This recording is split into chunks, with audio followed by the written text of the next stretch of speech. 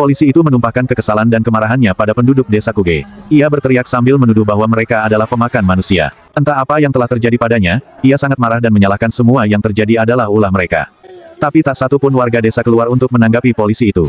Mereka mengunci pintu rumah untuk menghindari kemarahannya. Sampai di mana polisi itu telah ada pada sebuah tempat di malam hari, seperti gua yang terdapat tali besi seperti kurungan di dalam sana. Ini membuatnya merasa lega karena ini sebuah penemuan yang memberikannya bukti. Namun naas dari belakang ia diserang celurit yang akan menebas lehernya. Kisah telah beralih pada keluarga kecil Daigo Agawa. Ia memiliki seorang istri yang bernama Yuki dan seorang anak perempuan Masahiro yang tidak bisa berbicara. Ini adalah hari pertama mereka mendatangi desa Kuge menggantikan polisi itu yang diketahui telah menghilang. Warga desa menyambut polisi baru itu dengan ramah, membantunya menurunkan barang ke rumah yang akan dia tinggali yang sebelumnya ditempati oleh polisi yang menghilang itu. Istrinya Yuki menemukan box yang berisi barang yang ditinggalkan oleh polisi sebelumnya. Berisi beberapa buku hasil investigasi dan beberapa foto polisi itu. Diketahui dari buku itu namanya adalah Kano. Sebelumnya Daigo mendengar bahwa polisi itu terbelit hutang karena judi yang akhirnya memutuskan untuk berhenti hingga ia dikabarkan menghilang.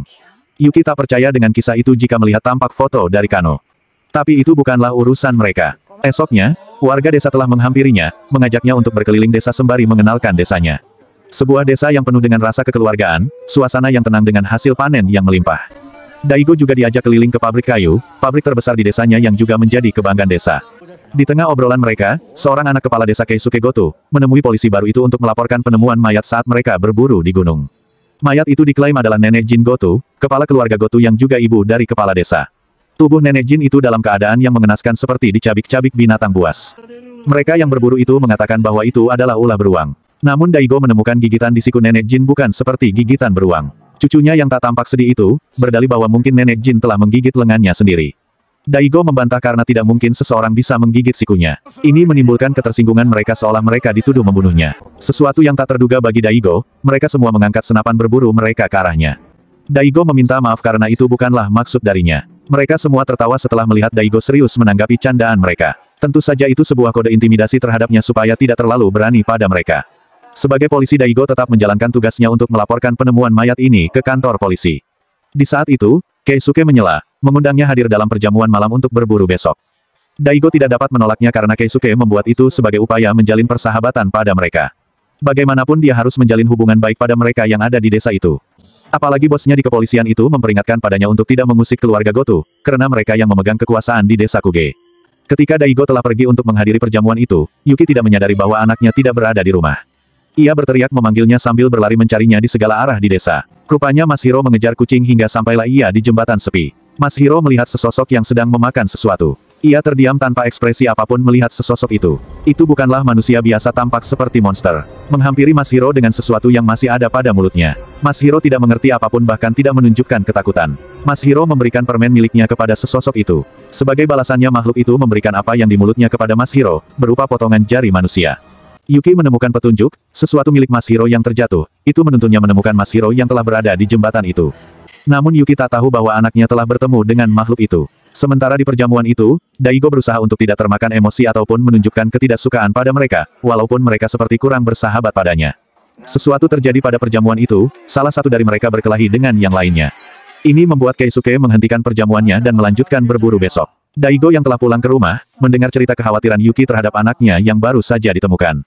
Yuki juga menunjukkan tulisan, lari, di dinding yang mungkin dibuat oleh polisi sebelumnya. Daigo menghampiri anaknya untuk memberikan perhatiannya pada Masahiro. Masahiro memberikan bungkus permen kepada ayahnya itu.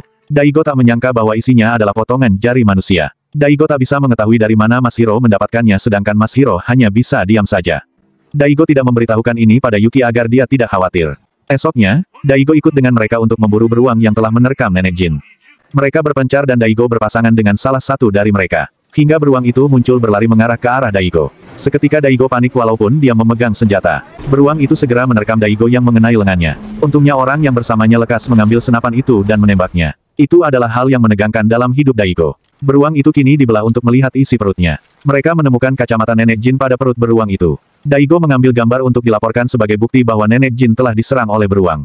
Setelah itu Daigo melihat mereka seperti berdoa setelah membedah perut beruang itu.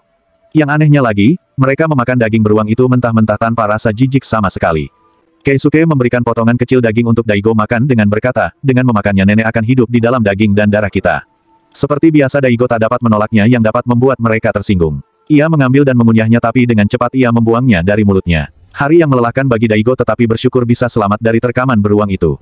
Ia meluapkan perasaannya kepada Yuki bahwa dia bisa selamat walau hampir mati oleh beruang itu. Ponsel Daigo berdering sebuah panggilan dari Dr. Nakamura. Rupanya Daigo telah mengirim potongan jari yang diberikan anaknya itu untuk diperiksa. Jari itu bukanlah milik nenek Jin Goto dan masih akan diperiksa siapa pemiliknya. Sementara itu, cerita berakhir dengan seorang perempuan backpacker, melihat mobil yang dikendarai oleh Daigo dan istrinya Yuki. Bersambung di episode 2.